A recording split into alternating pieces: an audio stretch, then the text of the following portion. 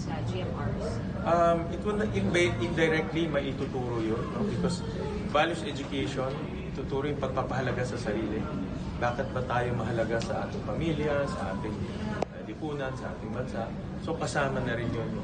Because indirectly, yung mga nagkakaroon ng mga ganitong suicidal issues is because yung values also for oneself.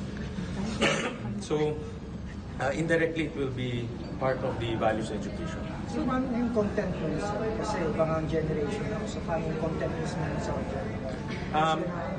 we will be, magbibigay tayo ng mga core, fundamental, universal values. Ito yung core na ipapasok sa pagtuturo ng values education. But we will leave room for DepEd to also impute dynamic values. Ito yung mga values na natututunan natin along the way. Like for example, teamwork. No? Teamwork is a good trait and a good character. So dapat meron tayong room for flexibility and iiwan natin yan